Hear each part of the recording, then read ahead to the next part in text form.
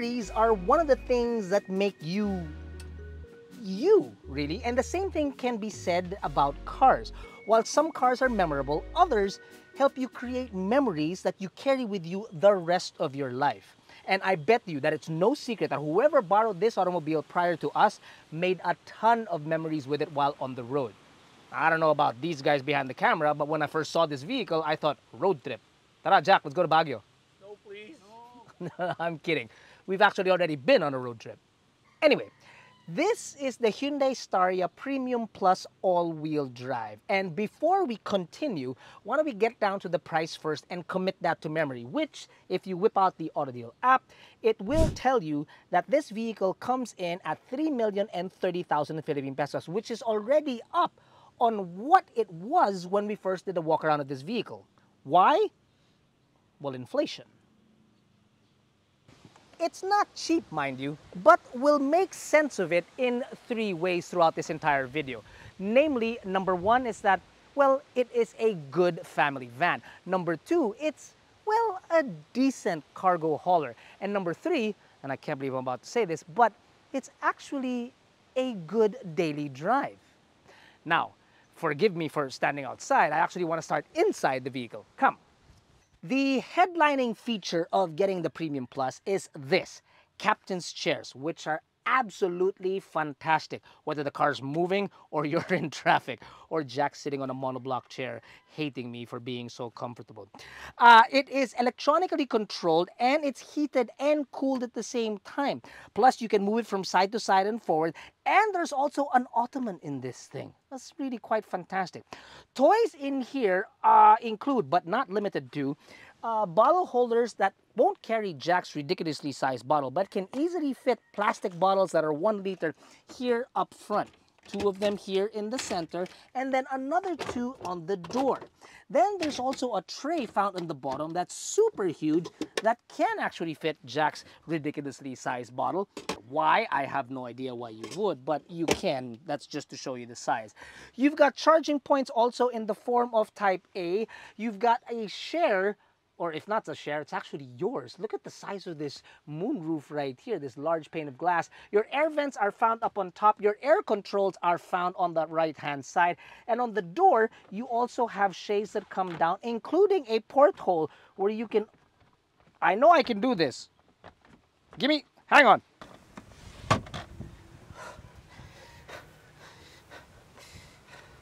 It's not the car. It's the idiot. Word of advice, don't ever call shotgun when you're riding in a Staria Premium because you will definitely, most definitely miss out. Now, if mom and dad are supposed to be in the captain's chairs up front, then obviously the third row will be reserved for the kids. But even if you're a child-sized person, man, well, I'm not really going to call myself a man because my wife doesn't. But if you are a child-sized individual or even a taller person like Jack, the space back here behind the captain's chairs is redonkulous. Now, even if mom and dad decide to be a little bit angry at you and want to move back as far as possible, you still have so much more space. That much more space. Look at it. That's limousine size. Obviously, that's eating into the cargo trunk space that you have there, which we'll get to a little bit later. But really, there is a lot of space to be had in several configurations, which makes it really great. Now, the amenities back here include bottle holders on either side and additional shades here that will keep you away from the sun. There are charging points, 1 on either side, which are also Type A, which are also fast charging, just like it is up front. And there are air vents suggested to be for the rear, but they're kind of up front. But that's fine, because I really believe that the air conditioning system in here is actually very cold. Not that I believe, I know. I was freezing back here at some point. It is meant for 3 people, and I can say that, yes, most definitely 3 adults would fit here very nicely without any issues whatsoever. To further illustrate just exactly how much space there is inside this vehicle, I can get up from the 3rd row and make my way into the 2nd row with ease because of the space that's found in between, up into my seats. I am the captain now. You know, the roof line of this car is never really actually talked about, and it should be because it's a great highlight. We've been in cars like this before, say like the Carnival or the High Ace, but really in this car, it should be made mention of because it's just great. There's really a lot of space. Okay, Kat, can we get a move on now? On what? Outside, exterior, please. No, I'm good. Please. Fine. Fine. Oh, and also, automatic doors, because I'm worth it. What was that? Now that we're outside and out in the sun, I was so comfortable inside, you can easily tell that the Premium Plus variant of the Staria is much more equipped, much better looking than that of the 11-seater Staria, which, by the way, we've already reviewed. The links are somewhere down below. It has a lot of bronze on its side mirrors and up front, and a DRL that spans the entire width of the car. And did I mention, again, bronze yet again? Because not only does the front massive grille all in bronze, but so is the logo here too. In fact, there's so much bronze on this car, there isn't an iota of chrome. None. Zip, zilch, zero. Now, no matter how good looking the interior is, I do believe that the exterior is just as good looking. However, I will say this, that there are others out there who don't find the Staria quite as good looking as I do, or our team. And to those that say that, I completely understand where it is that you're coming from, because they feel as if that it looks a little too futuristic. I get that. And truth be told, we're not going to find out just exactly how it holds up until much later on. So in short, only time will tell. Now down the side, you'd think that, well, it's a van, so it's the broadside of a barn. You'd be right, but it does look a little bit better naman. For instance, on the side mirrors, you've got your bronze cover here, so repeaters, cameras, you've got more bronze on the door handles, you've got even more bronze on the wheels. Those, by the way, are 18s wrapped in 55 series that are 235 millimeters wide, stable like anything else. 186 millimeters of ground clearance, which is pretty decent really to get you around anything that you need to on most roads and soft roads, definitely inside the city. The one thing that we did make mention already when we reviewed the 11-seater is that these windows are absolutely massive and gorgeous, and truly they are. The downside would be cleaning it. That might be a bit of a problem, but really the amount of light that it gives you, and don't even get me started on the amount of light that the moonroofs gives you, it just makes the car look absolutely premium and really unclaustrophobic. It's not as if it's not tall enough, but my goodness, the amount of light that comes in, gorgeous. Very gorgeous.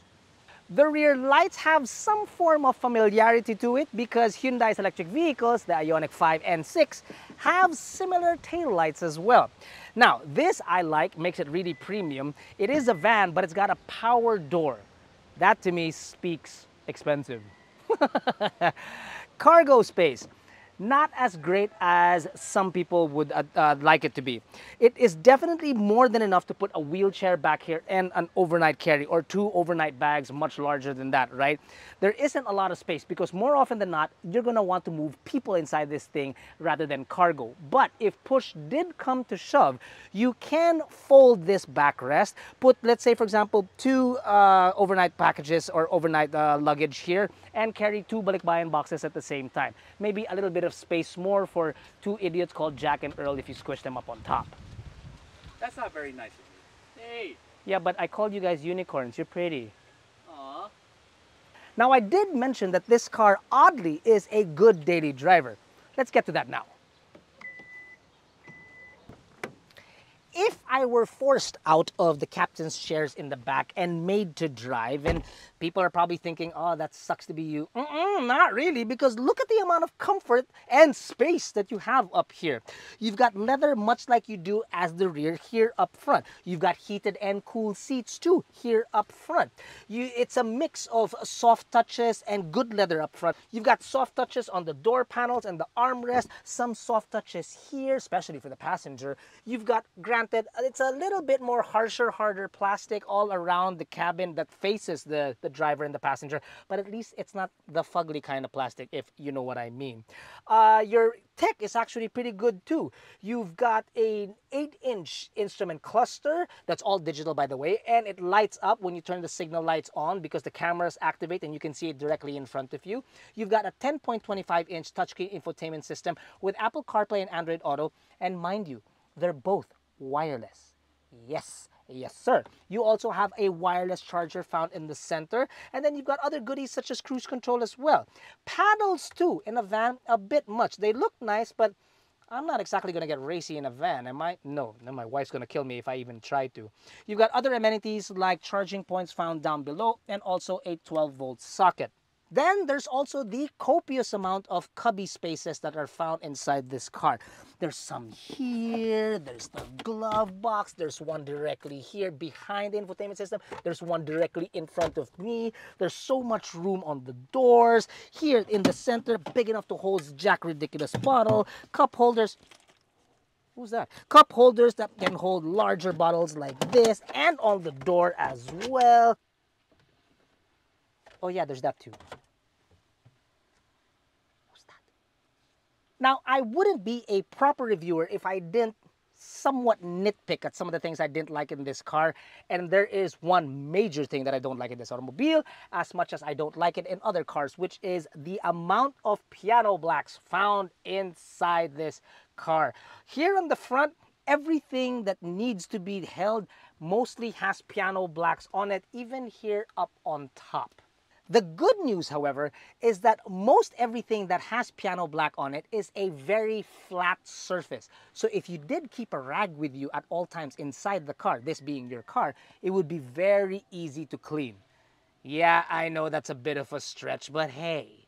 Now, let's get on the road and really start getting into the fact that we mentioned earlier that this can be a good daily drive. But before we do so, one thing I want to mention is that the reading on this car is 25,000 kilometers. When we first got this car, it had roughly about 8,000 kilometers on it. What I'm trying to get at is that even if it's thousands of kilometers later, the interior of this car still looks top-notch. Well done. Well done. You know what else is well done? Our butts if you don't subscribe to our channel. So please do so.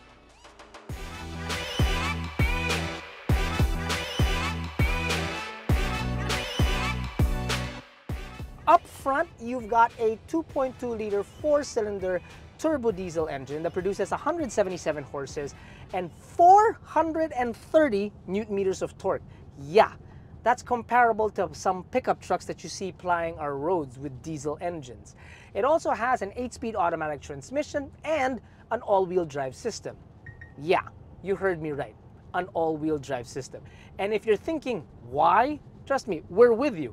And then we're gonna tell you, trust us when we tell you that that system is really, really important when you're, say, stuck in a little bit of mud when you get out of the city or some rolling stones. And then you'll realize that that transmission, will give you satisfaction. You guys, you were supposed to sing with me. No? Left me out to dry.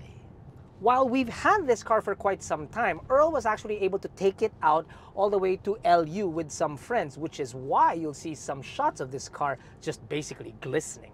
In the sunlight, it was just absolutely stellar as a road trip vehicle with all the space, comfort, and even the power to get out onto the highway. After everything was said and done, with a mix of highway and provincial roads, you know how it can get, well, he was able to do about 13 to 14 kilometers per liter mixed conditions. When he got back into the city, he was doing, well, roughly 8 to 9 kilometers per liter inside heavier city traffic, which, to be honest, isn't all that bad. Plus the fact that the car had a pretty good complement of people inside, 5 persons to be exact, and a lot of luggage. Out on the highway, I have learned to appreciate cruise control because it really is right foot saving. And the adaptive cruise in this car is none different. It's very good, it's well sorted. I just have to report that Well, the forward collision warning is a little bit on the excited side, like it needs a Xanor or something, a chill pill of any form, because it is a little bit sensitive. The good thing about it is that it can be sensitive to a point where it's actually just looking out for your well-benefit. And that makes me feel all fuzzy inside, kind of like a unicorn. We left the unicorns? Dude, I can't go home without those things. My daughter's gonna kill me. The diesel engine is actually quite punchy and it delivers the power quite well, and the pull as well. And then obviously there's drive modes inside this car, which are something that I've spoke about in length before when it comes to Hyundai cars that I absolutely love. There's sport, there's eco, and then there's my favorite, which is smart. And by leaving it in smart mode, it really does know when you are driving in an economical state and you're trying to save as much fuel as possible. It can sort of like shift into sport when you need to bury the throttle a little bit and you're looking for as much power to, let's say, overcome a hill as possible. I will say that by putting it though in sport, that the car may, it isn't, but it may creep closer actually to being more of a crossover, so to speak. I will, however, say that the steering, yeah, it steers well for a van, but it is nowhere near close to what a crossover can be. That's not to say that it doesn't handle well. As for the transmission, I am pleased, over the moon, and ridiculously happy to report that it is a traditional 8-speed automatic transmission. It isn't a DCT where it sort of like lunges forward. No, and it's not a CVT where there's a lot of noise before you actually get going. Nope, traditional 8-speed automatic transmission, and I love it. And it is quite responsive. I can say that I can definitely get by without a hitch, although I don't still understand why there would be paddle shifters in this thing. It is, I believe, just a little bit of an overkill. But hey, at least they're there if you want to get racy. Maybe we can drop this van by like several more millimeters, put 20s on this thing, and go racing. And this is exactly why we feel that this car would be a good daily drive, because apart from its overall size, it's quite easy to drive, navigate, and quite literally park thanks to the very clear 360-degree view camera. But it's not all about the front seats, are they? Let's go to the back. To say that you'd be comfortable while sitting in the captain's chairs here in the second row would be an understatement, because it is absolutely comfortable. I'm enjoying every single moment of this while somebody else is driving for you. And I implore you to try it at some point in your life, really. The NVH is kept to a minimum while you're back here. Only when the driver has a lead foot is when some of the noises start creeping in. But if that happens, then you can pump up the volume on the 12-speaker Bose system inside this car, and it'll drown almost anything out. There is a bounce every once in a while if the driver does have a lead foot, but for the most part, it's really, really comfortable. And I don't ever want to leave this spot. However, if you are in the third row though, here at the back, it's much bouncier. And while I'm sitting here, I can actually hear my voice sort of like bounce around the cabin, which is just to show you how much space there is inside this car. But the ride itself from back here can be a bit soft. I'd want it a little bit stiffer so that I'm not thrown around as much. It's not uncomfortable by any means, but I am comparing it to where I was just sitting, which is the captain's chairs. So that might be a bit unfair. In general, it's okay. I'll definitely make do with the amount of legroom that I have. So yeah, I'm good with it. I will also add that this is a proper third row. It's not like other crossovers out there or larger SUVs that where the third row is more of an afterthought. Here, they really want 3 adults to sit back here, and here you can fit 3 adults.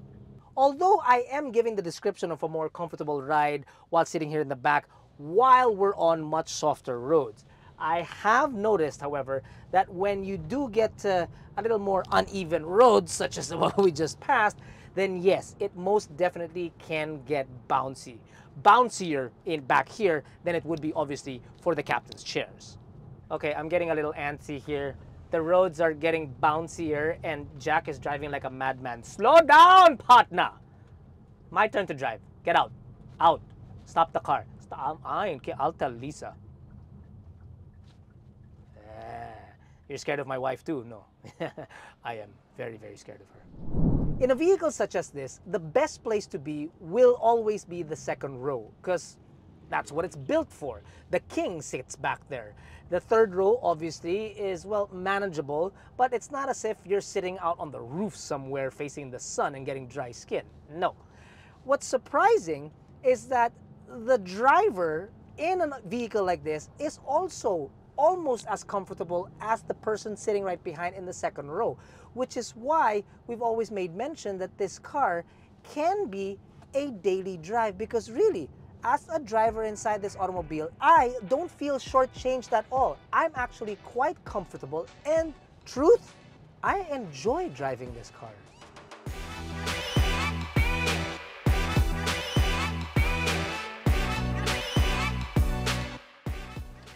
Throughout this video, we made mention that the Staria would make a great family car, and it's true because the three pillars that we mentioned earlier do hold up. It is a great family vehicle.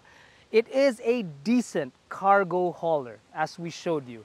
And I can't believe I'm saying this again, but it does make for a good daily drive. In fact, if you were to take this vehicle, it could possibly replace either the van or MPV that sits in your garage right now, and quite possibly, this is a bit of a stretch, your crossover as well. See, what makes it great is that it's a jack of all trades, but like all jacks of all trades, it's a master of none. And priced at 3 million pesos, or rather 3,030,000 Philippine pesos, on paper, it does make it more sensible to get the 11-seater, but that's more utilitarian, more of a cargo hauler, more, you know, bare. This, on the other hand, when you get in, will make you feel like a super star. Ria. That's not me. That's Jack. Yet again.